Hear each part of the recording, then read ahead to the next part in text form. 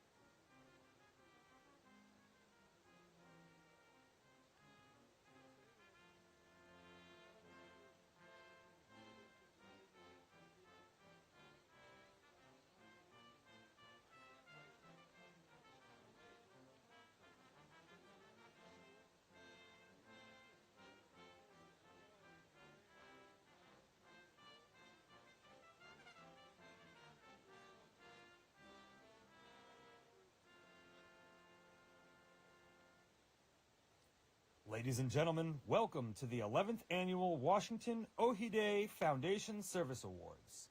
Please rise for the singing of the national anthems of Greece and the United States, sung by Ariana George. Σε γνωρίζ από την κόψη του σπαϊδιού την τρομερή. Σε γνωρίζ από την όψη που με διαμετράει την γη. Απ' τα κόκαλα διαλμένη των Ελλήνων τα ήρα. Και σαν πρώτα ανδριωμένη ελευθεριά. Και σαν πρώτα ανδριωμένη ελευθεριά. Και σαν πρώτα ανδριωμένη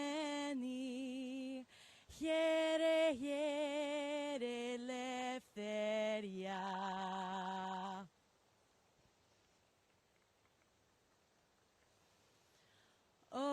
Oh, say, can you see by the dawn's early light what so proudly we hailed at the twilight's last gleaming, whose broad stripes and bright stars through the perilous fight o'er the ramparts we watched were so gallantly streaming, and the rocket's red glare, the bombs bursting in air, gave proof through the night that our flag was still there.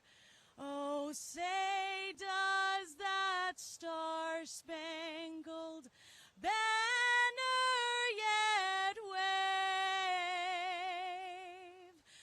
o'er the land of the free and the home of the brave?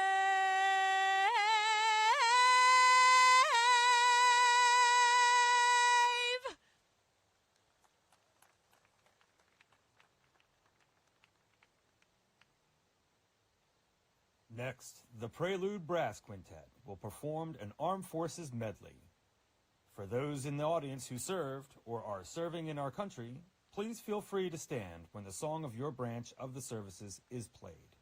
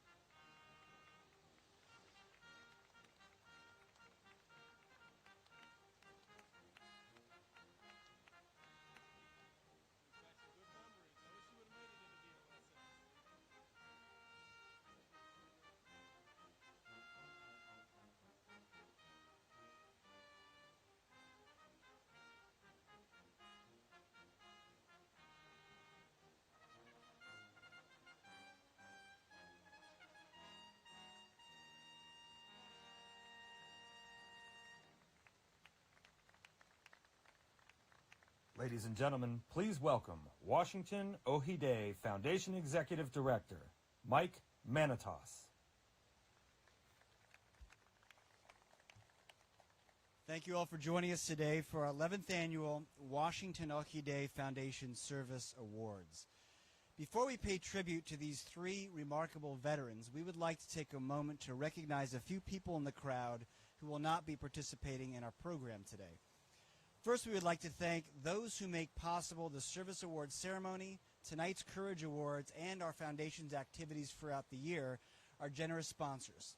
Those who are with us today include our platinum sponsor, the Vasilios S. and Aphrodite B. Hasiotis Family Foundation, our gold sponsors, John P. Calamos Foundation and Manitos, and our silver sponsors, Stephen and Arate Serpales and their 4 daughters and families, Danielle and Pete Carmanos Jr., and the Metropolis Family Foundation. We also have quite a number of countries represented today by their defense attachés. While Greek Defense Attaché Colonel Vlachopoulos is in the program, he is joined by 13 members of his team, including Air Attaché Colonel Bistis and Naval Attaché Colonel Charitos. And representing the government of Cyprus, the Cyprus Defense Attaché Colonel George Ioannou, and defense attachés representing 14 different countries from around the world, including Germany, France, the UK, Belgium and Romania, Norway and the Netherlands, Australia and New Zealand, South Africa and South Korea. Thank you all for being here today. We would also like to thank the over 30 friends and family of our honorees who are with us today, the Ventus Hasiotis family, the Serpales family, and the Vergados family. And finally, a big thank you to our Washington Ohiday Foundation board members, Leon Andrus and Dimitri Neonakis. Now, in the awards program that follows, each of our veterans will be receiving a uniquely designed service award, the Hasiotis, the Calamos, and the Oxi Service Awards. In addition, they'll be receiving a very special gift from the Washington Ohiday Foundation. This original Life magazine cover from December 16, 1940, with the iconic image of an Evzone in front of the Temple of Zeus. It was a remarkable tribute by the United States, which had not entered the war at the time, to the courage of the Greeks. Today we pay tribute to the courage of these 3 Greek-American veterans. Thank you and enjoy the program. Ladies and gentlemen, please welcome Washington Ohiday Foundation President and Founder, Andrew Manitos. Well, thank you all for coming today to honor these extraordinary people in this extraordinary place. On that wall across on the other side of the water, there are 4,048 gold stars. Each one of those thousands of stars represents 100 American lives that were given in World War II. And beneath the stars on that base over there are the words, "Here we mark the price of freedom," which is a subject just too often forgot. And although it's not adequately recognized, we owe the lives that we enjoy today to those who fought and died, to those who served, and to those who do serve. I might mention a few honorees who were at this location for this ceremony previously. We had Senate Majority Leader and nominee for the presidency, Bob Dole, who had a major hand in the creation of the World War II Memorial, astronaut and Senator John Glenn, Hellenic veterans and leaders and philanthropists, Andy Athens, Nicholas Bouras, Vasilios Hasiotis, and John Calamos, who is here today with us. We also honor the remarkable moment when little Greece, alone in the world, moved the Prime Minister of Great Britain, Winston Churchill, to say, "Without Greece, Hitler may well not have won the war." Personally involved in this Ohiday Foundation effort have been U.S. presidents, vice presidents, speakers of the House, entertainer Bono, and even the husband of Queen Elizabeth, Prince Philip, to name a few. The Ohiday Foundation Award recipients have been noticed and gone on to receive other national and international recognitions. One was featured on the world broadcast at the Presidential State of the Union. Two others subsequently received Nobel Peace Prizes, a stature that lies in the future of the Ohiday Foundation. So thank you very much for helping us perpetuate this essential but rare quality of courage, like the courage the Greeks showed in World War II, and like the courage our world will need in the future. Thank you very much. Please welcome, for the keynote address, the highest-ranking Greek American in the U.S. Armed Forces, Lieutenant General Andrew Pappas. Γεια σας, Patriotis. What an honor to be here today. But before I go forward, you know, it's hard enough to sing one national anthem, let alone singing two, and what a beautiful voice. So congratulations. Very well done. And as we stand here, it's an honor, as I said, to be here, just because the men that we're going to honor today and the stories that they tell, it's reflective of all, not only Greek Americans, but those who have served, and the stories that they tell, and the commitment and the sacrifice. But one of the things I want to highlight, and we've seen that, as well as we tell these stories, we have to realize in 33 years in uniform, I've come to accept that it's not just ourselves that do this, that there's those that support us. And it was actually Eisenhower who said, you know, it has to be the portion of any man, humility, that receives a claim that's been earned in the blood and sacrifice of his soldiers and his friends. And I think especially today, as reflect upon the 28th back in 1940, and those that are here today, that those brothers and sisters of ours that are serving in arms, that our family and our friends that support us every day, we wouldn't be here without them. And to Mike and Andrew Montos, thank you very much. I'm honored that you asked me to speak here today, and for all the incredible work that you do with the Ohi Foundation, the devotion that you have to the Greek American community, and it's not easy to put on an event like this, especially downtown D.C. right here by the monument.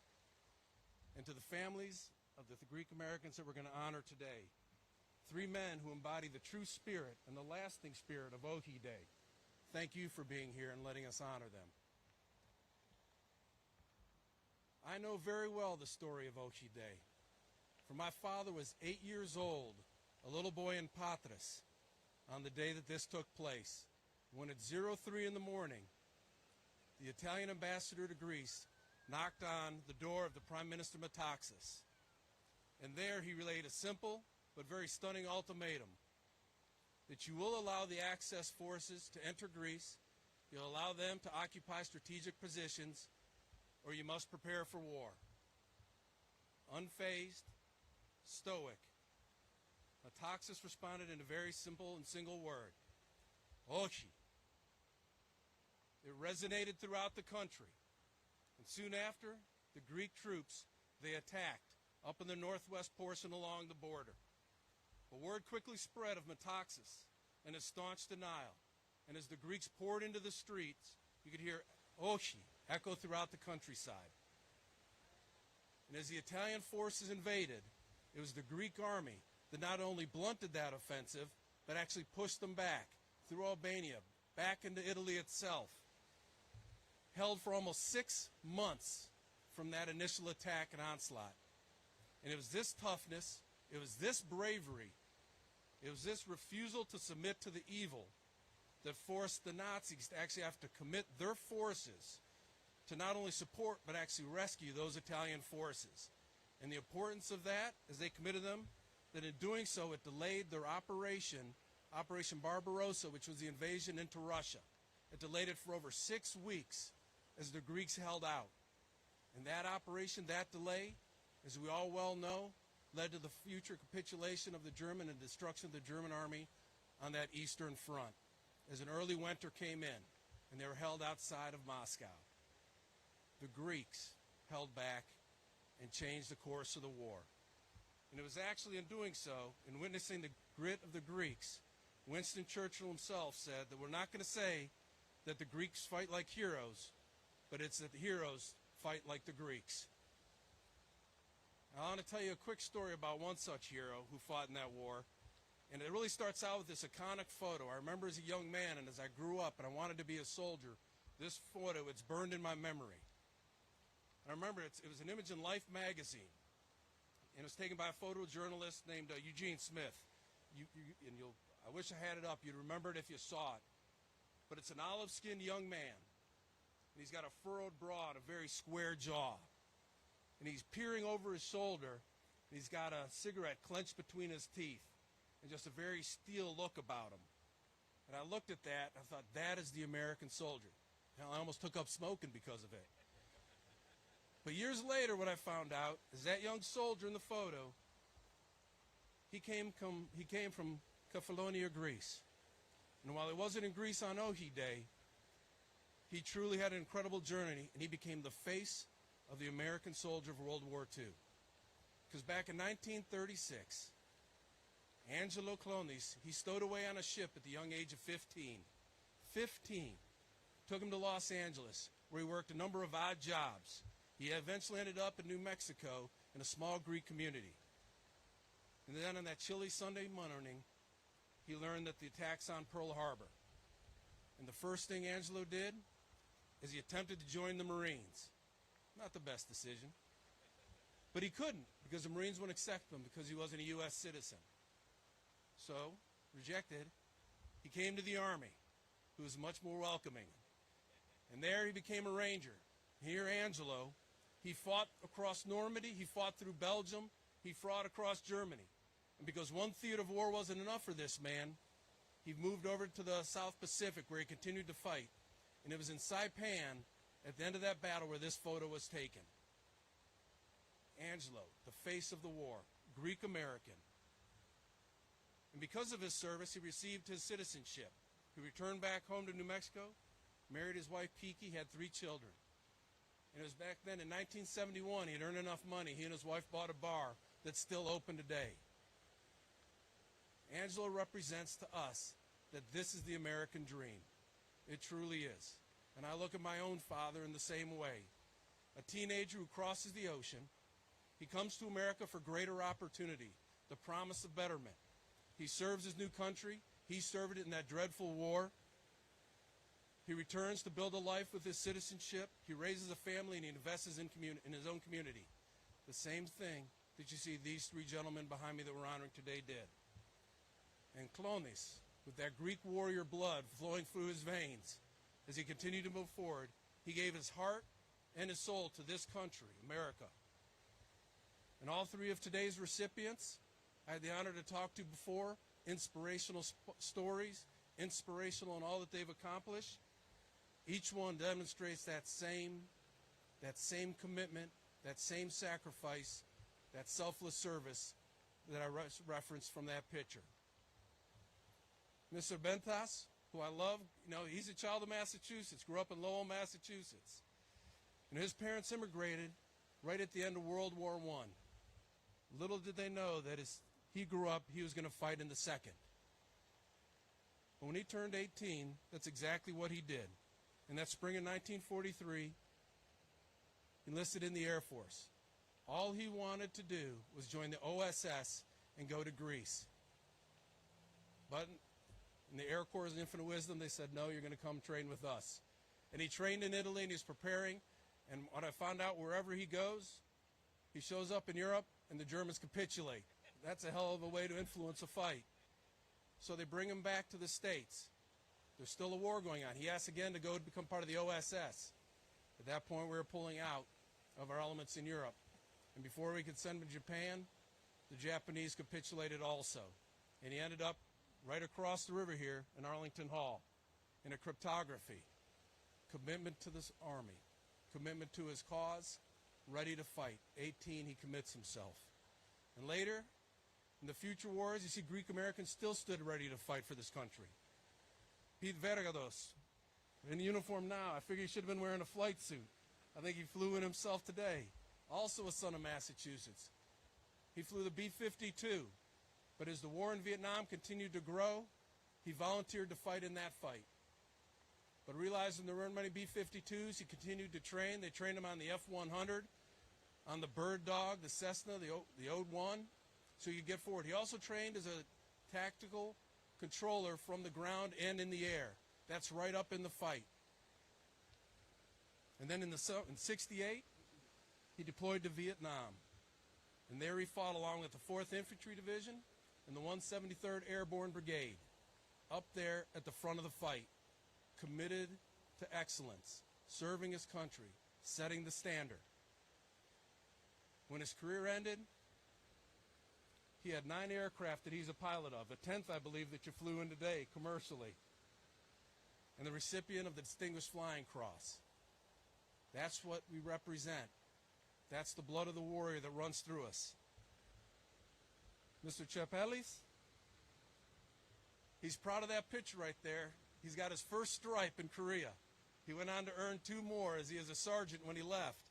And he served in Korea from the 60 to 62. Those are hard times, and he was a military policeman. Now, oftentimes in uniform as an infantryman, we always run from the police because we probably done something wrong. But he served with distinction up there, and he was up there at Kimpo Air Base. That's about 20 kilometers right from the DMZ. Often, his whole sector was along that demilitarized zone right up there along with the North Koreans. That important strategic location on the peninsula is where he committed himself, and he served and earned his sergeant stripes. And beyond his military service, what you see from Mr. Steve is he poured his energy into the Greek-American community, committed to our heritage, and especially through the Greek Orthodox Church. And for many years, he served as a president of the St. Nicholas Church in Flushing, New York, where a Greek high school is named after he and his wife, a school named after him and his wife. And why is that important? Because at this school, they teach him how to read Greek, how to write, how to speak Greek, how to carry on the heritage of the blood that runs through his veins. That's the commitment, and he shares his ancestry and his history with all those in the community. These 3 men behind me, both in uniform and out, they reflect and they represent what it means of selfless service both in and out of uniform. As Mr. Andrew identified, as we stand at the World War II Memorial, you can take a look around. From Wisconsin, from Massachusetts, from New Mexico, everybody was committed to this fight. From one many. And it was in this fight, the bloodiest of all, you saw 405,000 men and women lose their life as they committed to the idea of what this country is about and its ideals. That's which we strive to attain. The liberty, the peace, justice, the equality. That's what this fight was about. And since we have lived here on American soil, we have fought for American soil. In every war, from the world wars to the Korean War to Vietnam to the current wars that we've had in Iraq and Afghanistan, 20 years on. And I assure you this, the Greek Americans will continue to fight in our future wars. But I'd ask, what truly unites us across all these generations? What links the past to the present, forward into the future? It is something that bonds us together, and it runs through our veins, and it's imprinted in our DNA. It truly is our values. And there are Greek values that echo through time and permeate the American culture. Honor, integrity, duty, pride, dignity. As I say these words, I hear them in my father's voice resonating in my ears, as they are in all of yours as we grew up. These are the foundations, not only of our family, but of this country. These are the same values that gave Metaxas on that day the ability to say Ohi for his nation and for his countrymen. The same values that shaped the service of Angelo, Peter, Steve, and Tim behind me. These values are powerful, they're immortal, and they truly are the bedrock of our heritage. But there's one virtue that I want to hide out that stands above the rest. It's a Greek word that is so nuanced and densely packed with meaning that there actually isn't an English translation. Philotimo. Philotimo. A uniquely Greek word. It's a word that describes a way of life, a love of family, a love of country, And it's a spirit of doing what is honorable, even at great risk to yourself. To live not just for yourself, but to live and commit yourself to a higher cause. I'll tell you that our nation's military is built on that philosophy of philotimo. And you need it.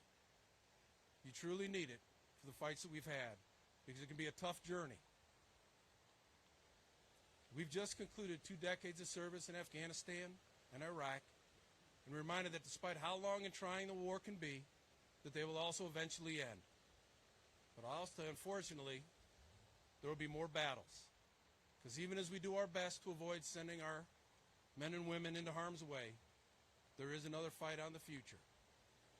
Because the great historian T.R. Fehrenbach describes us, how the lives we lead and the liberties that we enjoy, that they truly are not free. And his quote is, if the free nations want a certain kind of world, they're going to have to fight for it. They fight for it with courage, money, diplomacy, and legions. And our American legions are truly special. We draw from the entire globe the swaths of humanity. And if you're from here, you, your family, your ancestors, they've been immigrants at one point or another.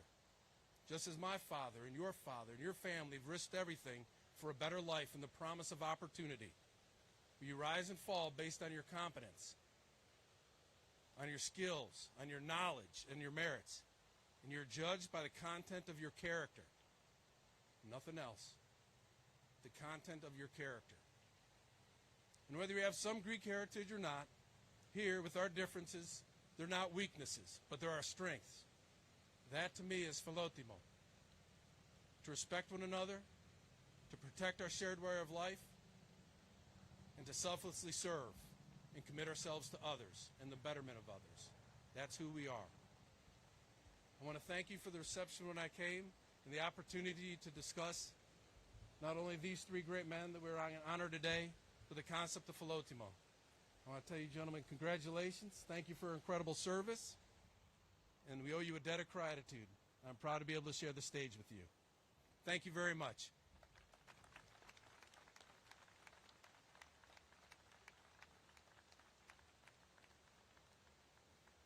Please welcome to present our first award, the Pizanos Service Award, decorated Vietnam veteran and chairman of the National Hellenic Museum, John Pizanos.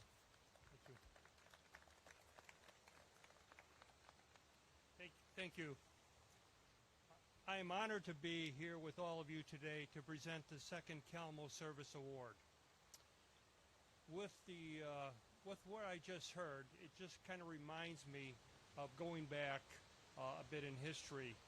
During the Vietnam War, there was a big debate as to whether you should go to war or we should not go to war. It was highly debated.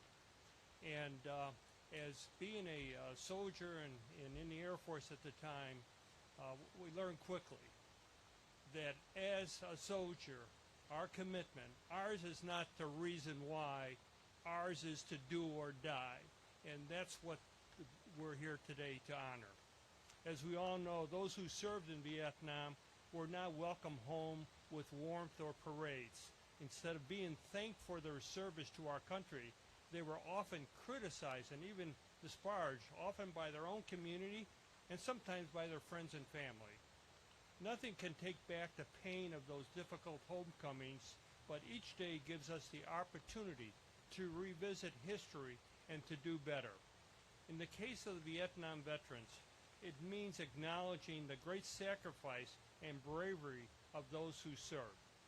As chairman of the National Hellenic Museum, I am proud of the work that we are doing with the Ohiday Foundation to capture and preserve the oral histories of heroes like today's honoree, Peter Pizanos.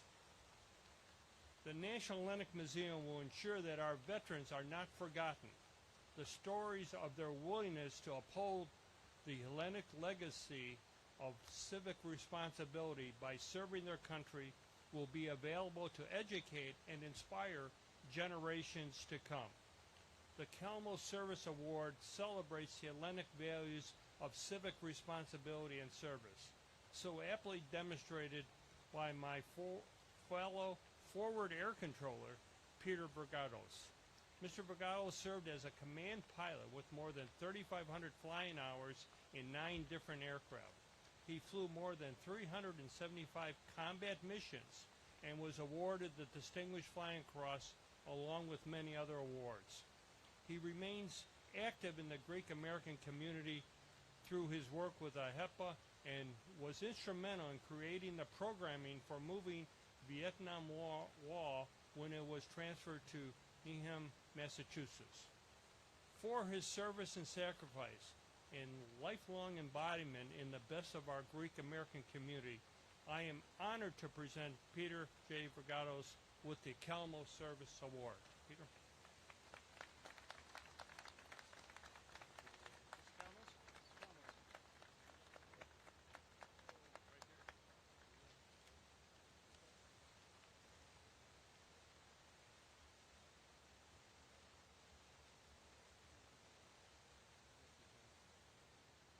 Thanks, Jack. Congratulations. Wow. General Pappas, Ohiday Foundation members, Michael Manatos and his dad, Andrew. They're Liz and Zachary, who were instrumental in helping me get through this ordeal until we arrived here today.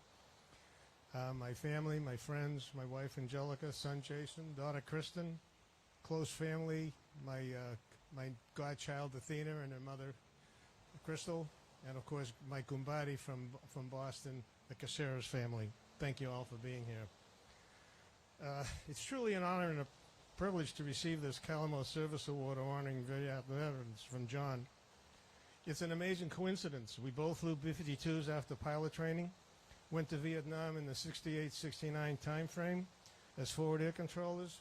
We flew fighters in the reserves, and we retired as majors. I am also proud to have known the first recipient, Colonel Steve Pizanos, who was a World War II ace, 10 aerial victories, and we share the same day. We share a certain date, May 3rd, 1943. Why is that important? Because on that day, he was the first person to be naturalized an American citizen on foreign soil, and it was my first birthday. So, and Steve and I, we both saw our first airplanes when we were youngsters, and I owe this shared passion of flying to my father. Who would have thought that a man taken from his village at 11 years old, brought to America to help his father sell fruit and vegetables off of a horse-drawn wagon, would someday come home and announce to his family he would be taking them to a local air base and see the first jet? This was about the early 50s. After watching a few high-speed passes, I looked up and I saw the guy land, come down out of the airplane with his green flight suit and holding his helmet. I can vividly remember that scene. I looked up at my mom and I said, someday I'm going to fly jets. And she said something, I don't remember what it was, like, forget about it, kid, you know. Anyways, that moment is embedded in my memory banks, and I think of it often.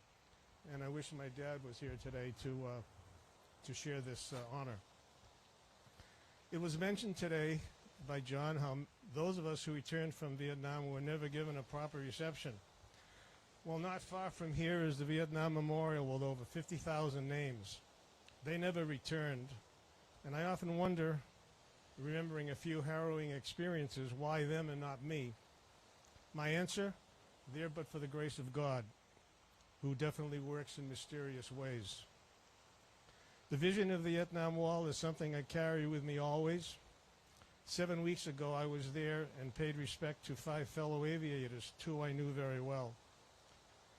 As John Calamos would surely attest, we pilots, especially fighter pilots, are held together by a special bond.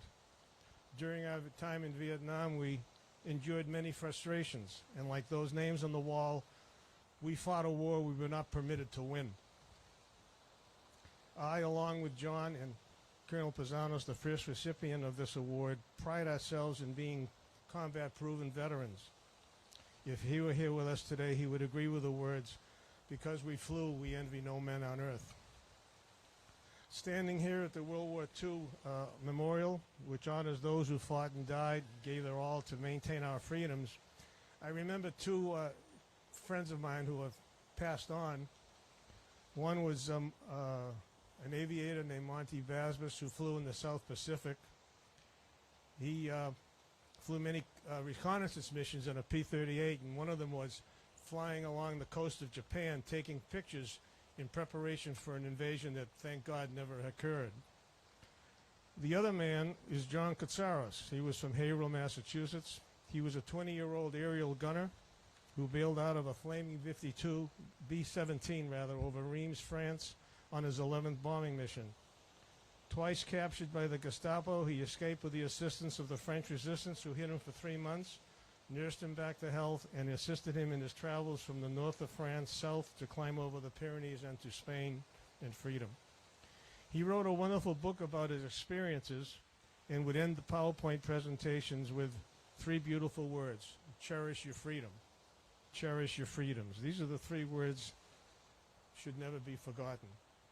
I want to thank you all, and God bless our troops in serving anywhere in the world, and God bless the United States of America. Thank you.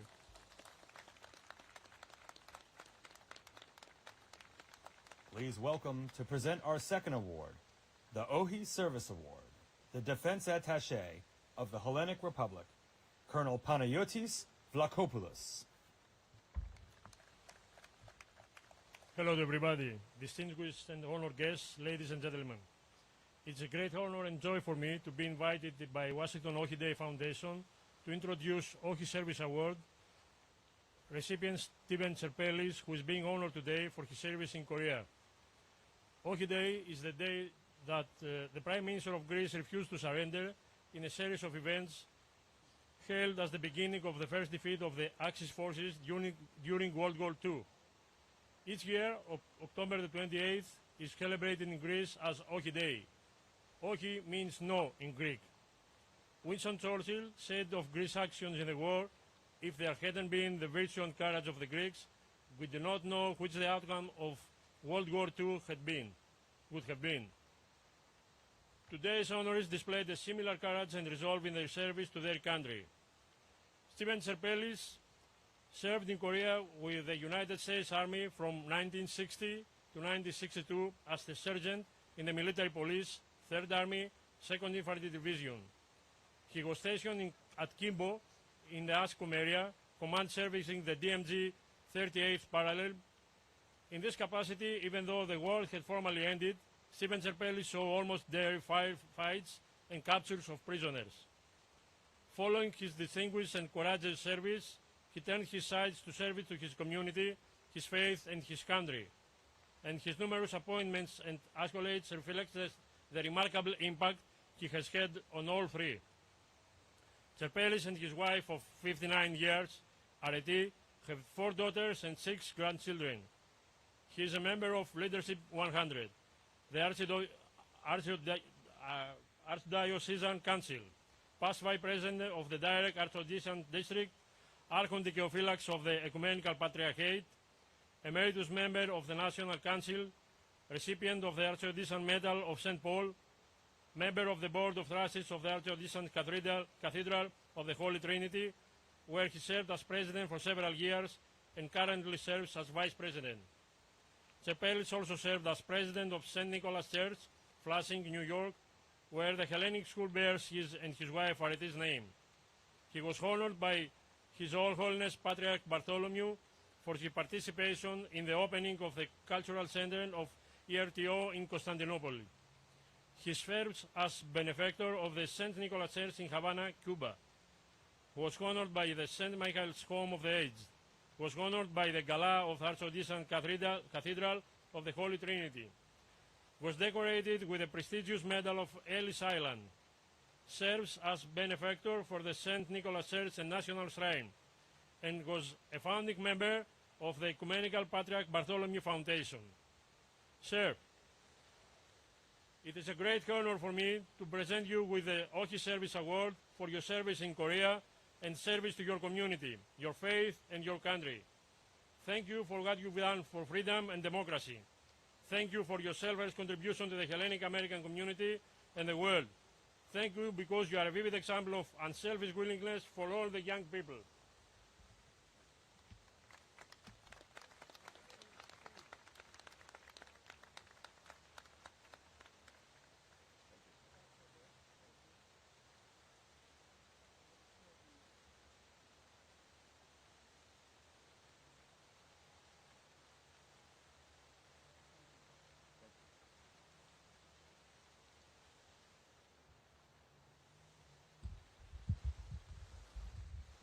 Thank you all. First, I want to welcome my 4 daughters that are here. My wife could not come because of a certain illness. Father Paul Palesti and his presbytera. Larry Hadzoglu and his wife. Iraklis and his beautiful lady there. And Andreas. And of course, John, where is there he is, and his wife, Stratakis. I was born in a very small village in Greece in 1936. 1943, the Germans occupied my village, Agalianos, up at the mountains of Evrytania. They burned the village. My father and all the villagers built their home with their own hands. Us children brought the rocks from the rivers, wherever we found them, and my father built the house. In 1947, my village was invaded by the communists.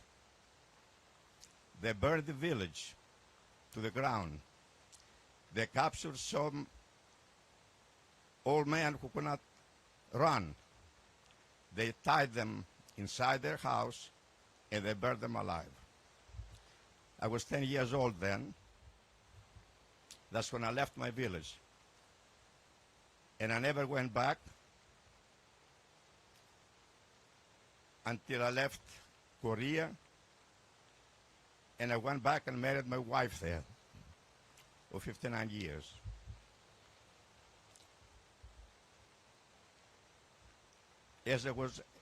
When I heard of America, I was very young. And I heard of this land that the sun never sets. And I prayed to God to come to this land. And the greatest gift I have is the gift that God gave me to come to America. So when I was drafted, that time there was the draft system, no volunteer. When I was drafted to go to the army, I was proud. Even though I was given an opportunity, I could not speak enough English, I was not a citizen, I was proud to accept, to serve my country, and I was sent to Korea. There's no country like America. But in Greece, I learned this. And I'm going to recite it the way Socrates said it in the original. My Greek friends from Greece, when they went to high school, I believe they remember the words. Πατρώστε και μητρός και των άλλων προγόνων απάντων τιμιότερον εστίν η πατρίς και σεμνότερον και αγιότερον και εν μείζωνη μοίρα και παραθεής και παρανθρώπης της νουν έχουσι και σέβεστε δι μάλλον και υπήκην πατρίδα χαλεπένουσα ή πατέρα. From your father and your mother and all your ancestors and all your friends, the most honorable is your country.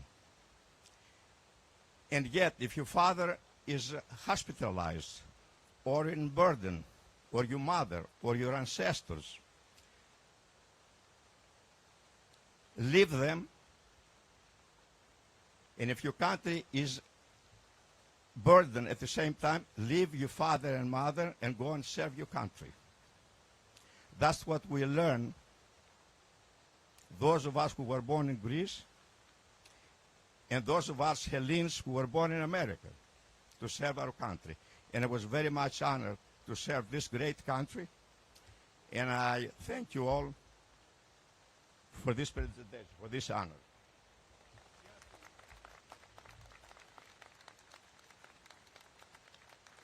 Please welcome to present our final award, the Vasilios S. Hasiotis Service Award, Mike Manitos.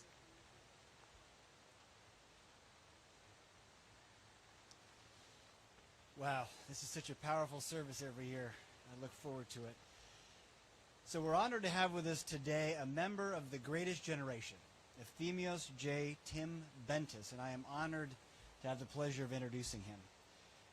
When we last gathered at this beautiful memorial in 2019, we honored with the Oxi Service Award Vasilios S. Hasiotis for his service in World War I. The words used to describe his remarkable life and legacy were striking.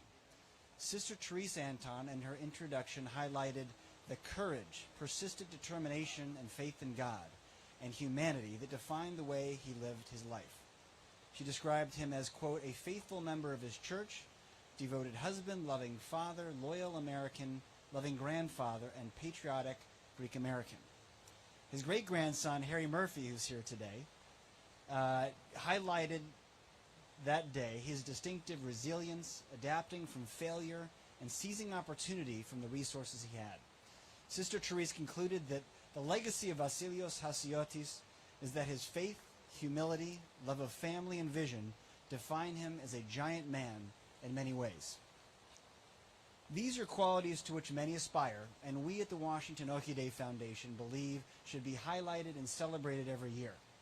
So we are now doing that with the Vasilios S. Hasiotis Service Award. Every year going forward, we will award. Going forward, this award will, quote, celebrate the life and legacy of Vasilios S. Hasiotis by recognizing an individual for their dedicated service in war, as well as their contribution in the spirit of Vasilios Hasiotis to the Greek American community, to the United States, and to the world. And how appropriate that the very first recipient of this prestigious award is the man who was lucky enough to marry Vasilios' daughter Lily, Tim Ventus. Tim was born on September 3rd, 1925 in Lowell, Massachusetts to John and Vaitsa Ventus, both of whom immigrated to the United States from Greece around the end of World War I. Tim, one of four siblings, grew up in the Greek section of Lowell, where he spoke only Greek until the age of 5, and then attended the Greek American School at the Holy Trinity Greek Orthodox Church of Lowell, where he has been a lifelong member.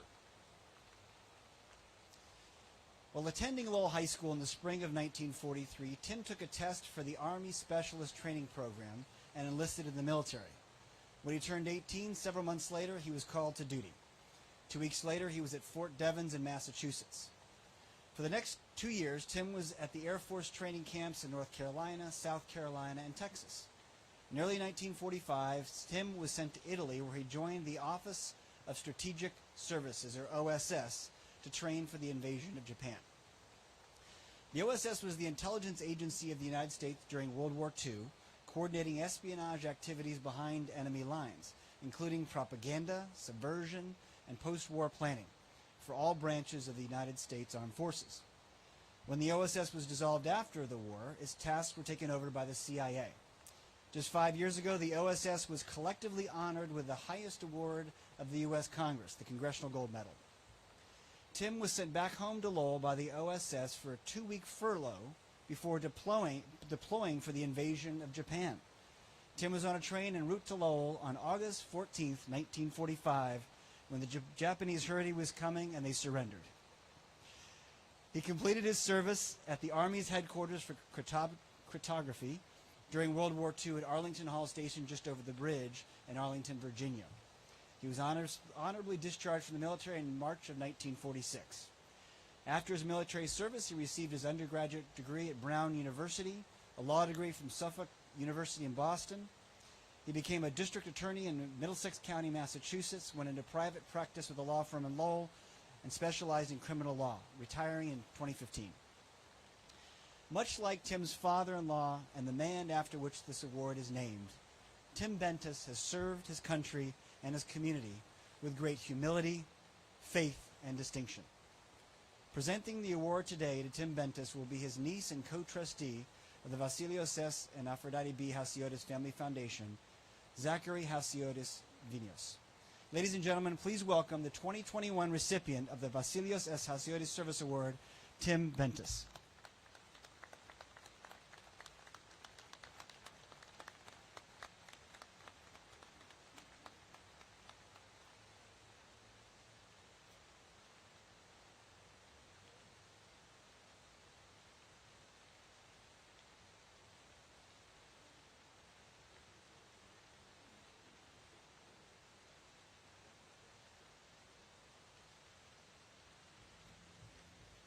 Ladies and gentlemen,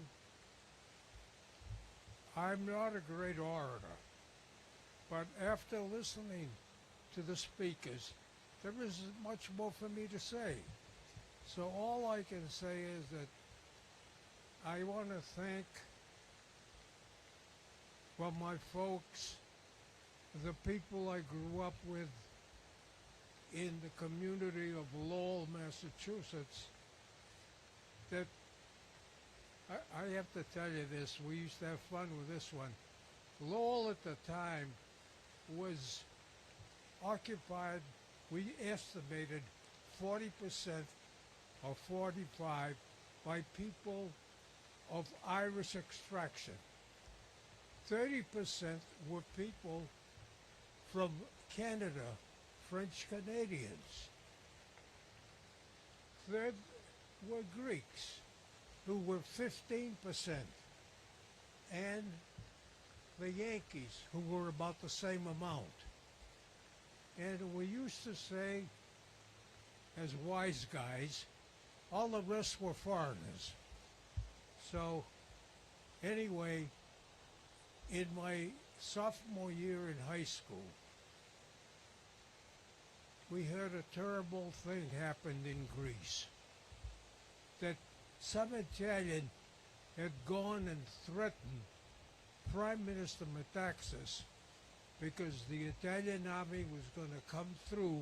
They wanted to occupy areas in northern Africa. Well, Metaxas, and none of us ever forgot him, told him, Ohi. And the community we grew up in, we knew what Ohi meant. It meant no. So, then when you're 15 years old, what do you do when things like this happen? And we knew what the word Ohi meant. We knew it implied that Greece was in trouble. And then the United States got into the war. So by then I was 16, but I couldn't go in the army. I was too young. But they were given a test in Lowell High School, and yeah, you take the test, you pass it, you pass it. So I passed it, and I enlisted in the army, I thought, when I was 17, still in my senior year in high school. Well, that September, I turned 18. 2 weeks later, I was in the army. And I thought, if I had kept my mouth shut, if I hadn't signed anything, I'd still be a civilian. I'd still be running around Lowell. But anyway, a couple of friends of mine came home on furlough for an organization that had been organized and run by a fellow that they called Wild Bill Donovan. It was the OSS.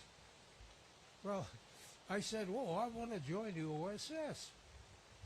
Well, you couldn't join the OSS. They sent me to Wofford College because they wanted navigators in the Air Force. I spent 6 months there taking math courses, and I'm thinking, I'm in the Army. What am I doing taking math courses? Anyway, the Air Force then decided they had too many of everything. They closed down the Wofford College program. So now what do? They send me down to Texas. And I don't know what they were going to do with me there, but every time you went to a different camp, you were interviewed. And I kept telling them all, I want to go in the OSS.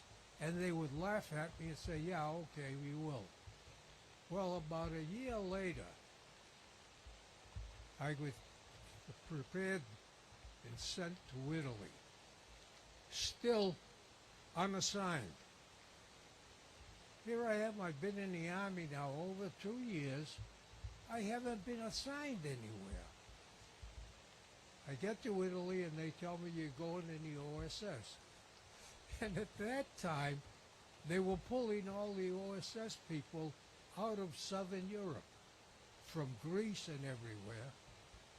And there were about 20 of us. So we said, well, what are they going to do with us? These fellows all went up to the 88th Division, and where they were still fighting. So we get sent to a radio school. Because you're going to be in the OSS, you have to be able to be in contact with the people back in headquarters. So then the Italians surrender. But we still have to fight because there was a fight going on over in the Pacific. Oh well, finish there, and they decide now it's early August. All right, you're going to go home. You'll be assigned from there. So they put us on converted B-17s because B-17s they couldn't seat many people. And there were just a few people on there, and all were like me. You know, we were unassigned now, except we belonged to the OSS. We came through Africa, and Casablanca. I remember the movie Casablanca at the time, and I was glad to see Casablanca. I was very disappointed when I saw it, but that's another matter. Anyway, we fly through to Brazil. From Brazil, we get on planes. We fly to America. We land in Miami. Now, we're going to be sent home, 2-week furlough, and then we'll go back to, back to Pennsylvania, where we were going to train for the invasion of Japan. Well, we're on the train, and we're coming to a place called Palm Beach, and we had seen, some of us had seen a movie by that name, but we knew it was just rich people lived there. And they stopped the train. Hundreds of people surrounded the train, everybody screaming, the war's over. It was August the 14th, 1945. We couldn't get off the train, though. They had MPs guarding every gate because they knew half of them wouldn't come back. So we went home, and they started discharging people from the Army. And the Army had a unique way of doing it. They gave you points for the time you were in the service, the time you were overseas, and if you had battle stars. Well, I had a friend of mine who had been in the Army a year before me. He was 2 years older. And he was in Italy. I had met him in Italy. He was discharged. I said, Tim, how come you're discharged? You've only got 1 year to work on. He said, no. The outfit I worked for, he was a typist. The outfit I worked for was an air coil outfit. And they had, every time there was a battle up in Europe, anywhere, the planes would go up and help in the battle. Well, they got a battle star. Everybody that was in that unit got the battle star. There might have been only 10 flyers, but 30 fellows would get a battle star. So he got out. And I didn't know what they were going to do with me, and I wound up one day, not too far from here, and they said, you're going to Arlington Hall. Well, we had heard that there was a place called Arlington Farms, and that's where all the people, all the girls who worked in Washington during the war lived there. So now we're thinking, here we are, we're 20 years old, 21 years old. There's about 5 of us, and it's very exciting. until we get up to Arlington Hall, we find out it ain't going to be exciting. We're going to be on duty 6 hours a day, 4 different quarters. And so I walking around. It was the Military Intelligence Agency, but even though we were allowed to carry weapons and we had to keep people out of certain buildings, they wouldn't let us walk through the building. So, well, it's crazy. You give me a gun, you tell me keep people out, but I can't go in there. What's going on? So then we find out what was going on. But anyway, we were discharged. So I go home, and this is the part of the war that I'm sorry, I cried, because when I was in the Army, I had 2 sisters, and they'd write to me, but they'd never tell me about the kids I grew up with. I get home, and I find 2 boys that were my age. We went through school together. They never came back. One was an infantryman who fought in Europe. They never brought him back home. They buried him in France somewhere. And the other guy, Costi, was a gunner in the B-17 that got shot down. They never found him. And I couldn't understand why they didn't tell me that this had happened. And their argument was, well, we didn't want you to worry. And the third fellow was probably, in my opinion, next to Harry Aganis, the greatest Greek athlete. And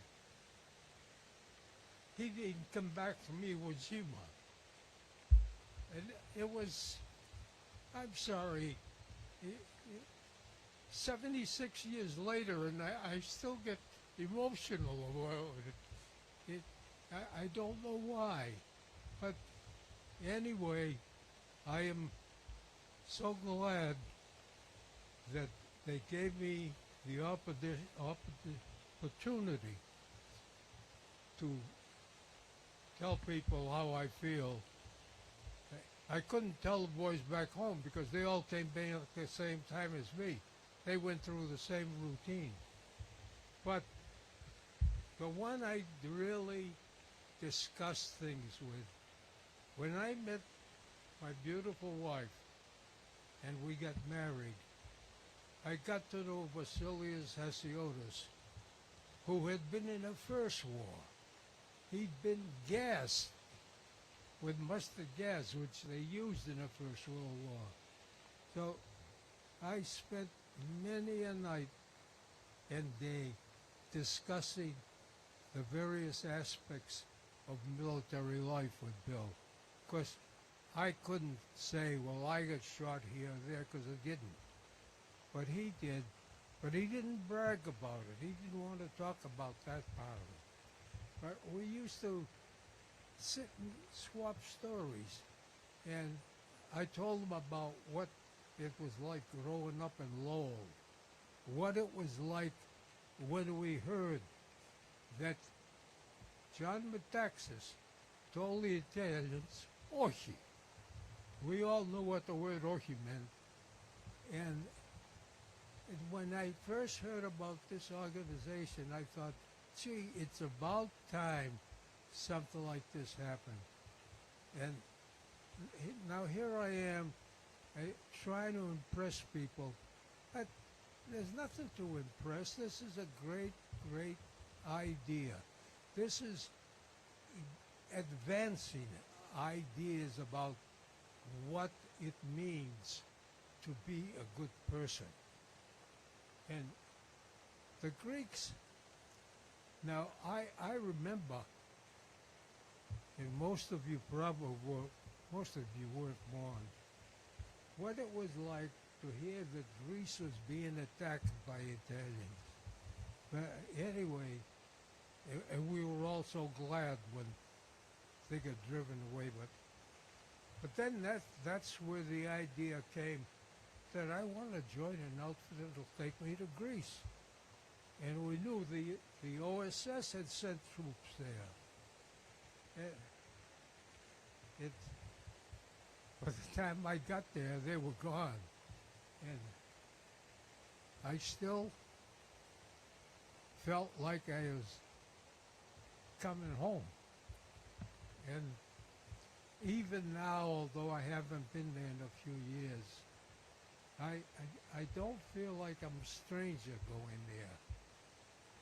Because I grew up in a community that was proud of the fact that they had built the first Greek-American Orthodox church in the United States. And they based it on Hagia Sophia in Constantinople. And we never called it Istanbul, by the way. It's Constantinople. And I don't know what to tell you. I think about things and I wonder what would have been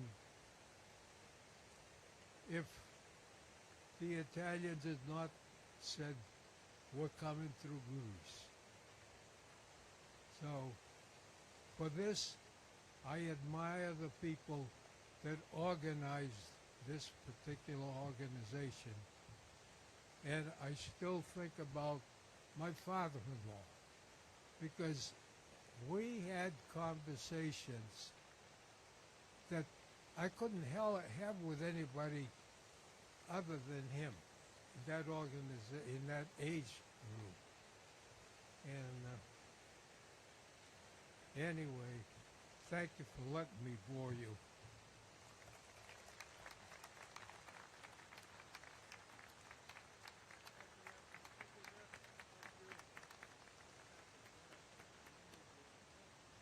Well, thank you all for being with us today. Let's give another hand of applause to our honorees today.